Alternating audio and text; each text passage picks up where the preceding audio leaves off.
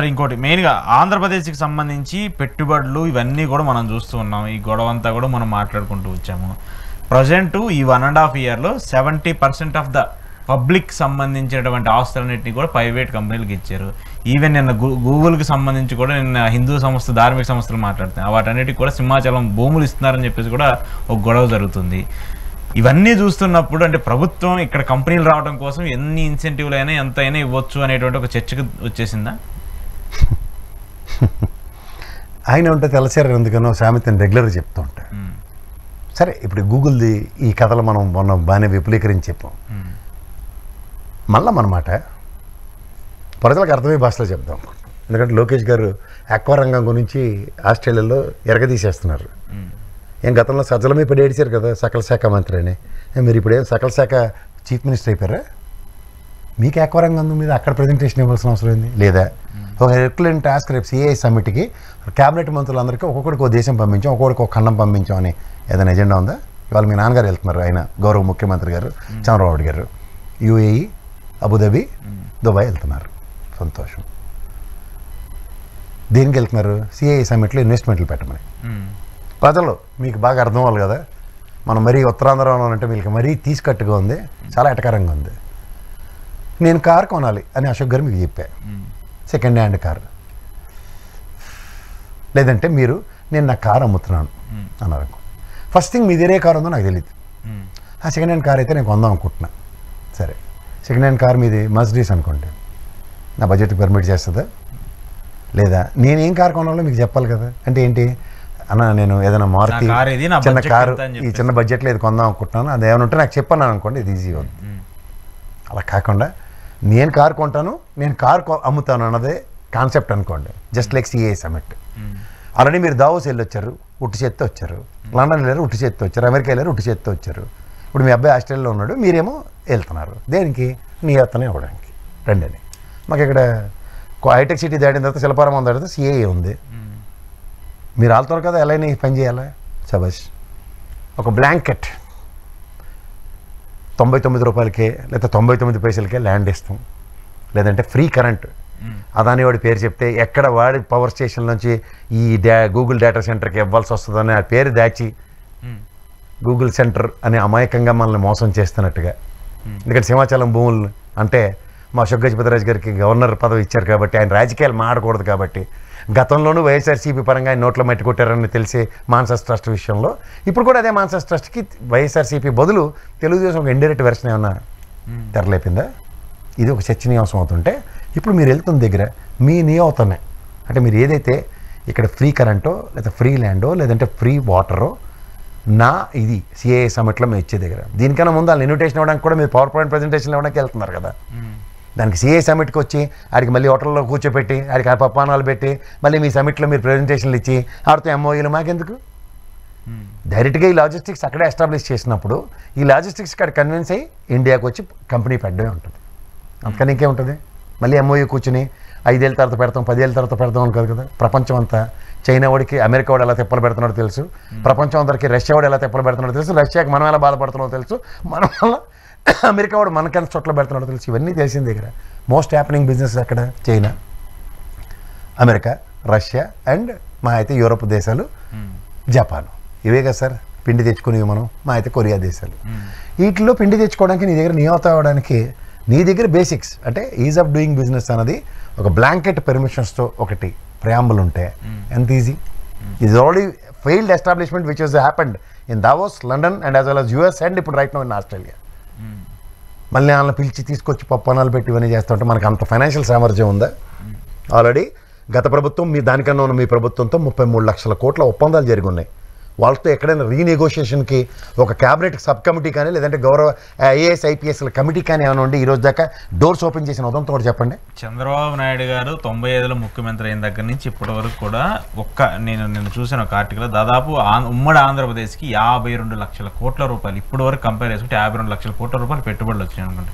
ఇప్పుడు అన్ని కంపెనీలు చూసినా కూడా అంత వాల్యూ లేదని చెప్పేసి చెప్తున్నాను. అంటే ఎంఓయూలు చేసుకున్న వాటి గురించి చెప్తున్నాను నేను. ఎంఓయూలు ఏమో సార్, గ్రౌండ్ అవ్వాలి కదా, ఈల్డ్ అవ్వాలి. అక్కడ ఉత్తరాంధ్రలో గెలిచిన మా ఎమ్మెల్యే ఒకడు ఉన్నారు, ఆవిడ చెప్పింది కదా, నేను ప్రపంచ దేశాలు అందరితోనూ కలిపి 100 కోట్లు ఇన్వెస్ట్ చేయించడం నాకు ఏమీ కాదు. నెల్లిమర్ల ఎందుకంటే మా వాళ్ళకి తెలిసి ఉత్తరాంధ్ర వాళ్ళు మరి ఏవి కంపెనీలు ఏవి ఉద్యోగాలు ఏమైనా అడగాలి కదా, బాధ్యత మన మీద ఉంటుంది కదా. అలా వాడు జొమాటో వాడు కోటేసుకొచ్చి ఏఐ టెక్నాలజీ గురించి చిన్నపిల్లలు చేసి గునువులు తీసి చెప్పాడు కదా, అడేడే ఎక్కడకున్నాడు ఆడపెట్టాడు.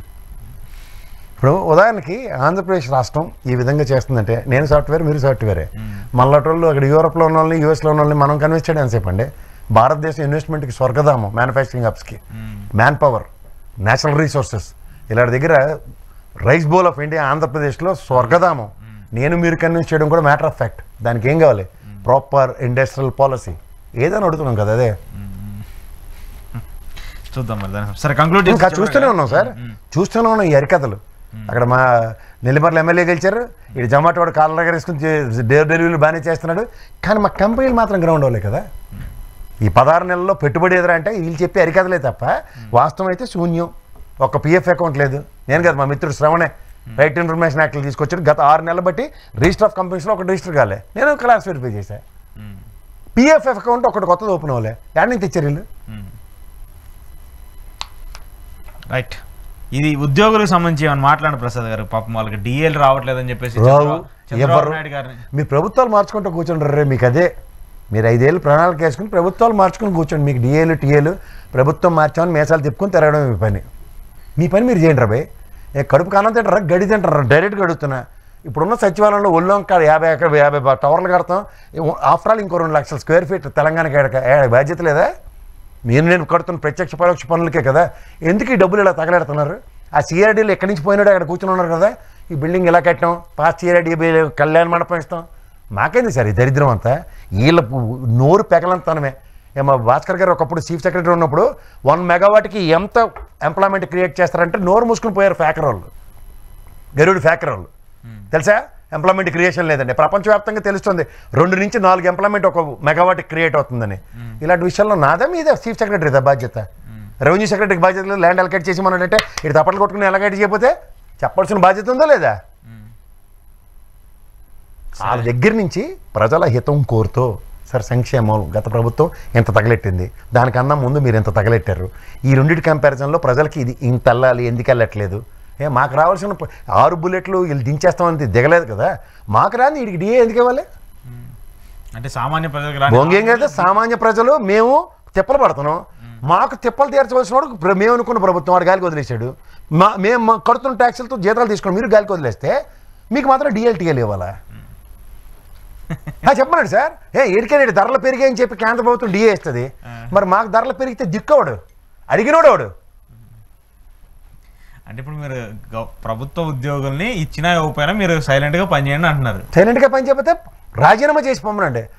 ఏమి ఒక్క చీఫ్ సెక్రటరీ గారు కానీ ఒక ప్రిన్సిపల్ సెక్రటరీ కానీ డిసెంట్ నోట్ రాయరా? ఈ ప్రభుత్వం చేస్తున్న పనికిమాలిన పని అని బయటకు వచ్చి ప్రవర్తనలు చెప్తున్నారు కదా. వీళ్ళందరినీ భరిస్తున్నాం కదా మనం మార్కెట్లో. ఉద్యోగ సంఘాలు కలకల ఏంటి స్టార్చ్ పెట్టి మరి కద్దర్లు వేసుకునేలాగా చూడు, రోబోలు నడిచినట్టు నడిచికెళ్ళి ఎమ్మెల్సీలు అయిపోయారు కదా. ఎవరా మీకు ఎమ్మెల్సీలు చేసిందని అడిగినోడు ఎవడన్నాడా? రాజకీయ దృక్పథం కాకుండా సేవా తత్పరత, ఎంప్లాయీస్ కోసం నిరాదీక్షి చచ్చినోడు ఎవడన్నాడే? చూద్దాం, ఏడు చూద్దాం. ఇలా చూస్తూనే ఉన్నాం జరుగుబాటు. ప్రభుత్వాలు మార్చేస్తారు కదా. మేము తలుచుకుంటే ప్రభుత్వం మారిపోద్ది కదా. ఆడు మారితే నీడు మారుతాడు. సంకనాకండి ఇప్పుడు వెళ్ళి ఎందులో పడి. ఎంప్లాయీస్ పరిస్థితి దారుణంగా ఉంది. మీరు ఇంకా వాళ్ళని ఇంకా అలానే ఉంటుంది ఇంకా పరిస్థితి ఇంకా దారుణంగా ఉండాలి. అదే కోరుకుంటున్నాను నేను. వీళ్ళు ప్రభుత్వాలు మారుస్తారు కదా సార్, మిషన్ నొక్కుతారు కదా వీళ్ళే. మిషన్ నొక్కి వీళ్ళే ఉన్నటువంటి వ్యక్తులు సార్. వాళ్ళు అయ్యా మాకు తెలదా, వాళ్ళు కూడా ఓటు హక్కు ఉంటుంది, వినియోగించుకున్నారు. నాది కూడా అడే వినియోగిస్తున్నాడు. జాగ్రత్తగా వినండి. అలా కదండి, జాగ్రత్తగా వినండి. ఒక డిపార్ట్మెంటల్ స్టోర్కి మీరు ప్రభుత్వ ఉద్యోగిగా వచ్చారు. నేను ఒక ముష్టి వల్ల వెళ్ళి నేను కూడా కొనుక్కున్నా. నేను దాన్ని 10 రూపాయలకే కొంటున్నాను, మీరు 10 రూపాయలే కొన్నారు. ఒక వారం రోజులు లేదా నెలలకి అది 15 రూపాయలు అయింది. నేను 15 రూపాయలకు కొన్నా. నీకు 15 రూపాయలు అయిపోయిందని చెప్పి కేంద్ర ప్రభుత్వం డిఏ అనౌన్స్ చేస్తుందా? మేమేం చేసామని డిఏ ఎవడు మాకిస్తాడు? నీకైతే డిఏ ఇవ్వకపోతే హొక్కట. ఏమో నీకు తెలియట్లేదా బాధ? ఇప్పుడు వాళ్ళేమో ఏం చెప్తున్నారు, కనీసం మాకు 32,000 కోట్ల రూపాయల బకాయిలు మిగిలిపోయినాయి, వాటి డిఎల్ పక్కన పెట్టేసేయండి, వాటిని తీర్చట్లేదు, ఇన్సూరెన్స్లు రావట్లేదు, రిటైర్డ్ అయిపోయిన వాళ్ళకి ఇవ్వాల్సిన నీకు ఇన్సూరెన్స్ రావట్లే కదా, ఇవన్నీ అరే బాబు నీకు ఇన్సూరెన్స్ రావట్లే కదా, ఏ ప్రిన్సిపల్ సెక్రటరీ హెల్త్ ఉన్నాడు కదా, ఆరోగ్యశ్రీ బిల్లు ఎందుకు ఇవ్వట్లేదని వీళ్ళు ఎందుకు అడగట్లే? ఆరోగ్యశ్రీ బిల్లు ఉన్నాయి కదా సార్, సామాన్యం వాడు చచ్చిపోతున్నాడు సార్, నా డిపార్ట్మెంట్లో నాకు డిఏ రావాలి, నా ఇన్సూరెన్స్ రావాలి, నేను ఉద్యమం చేసేస్తున్నావు కదా, మరొక ప్రజలు చస్తున్నారు కదా, దానికి నీ బాధ్యత ఏదిరా?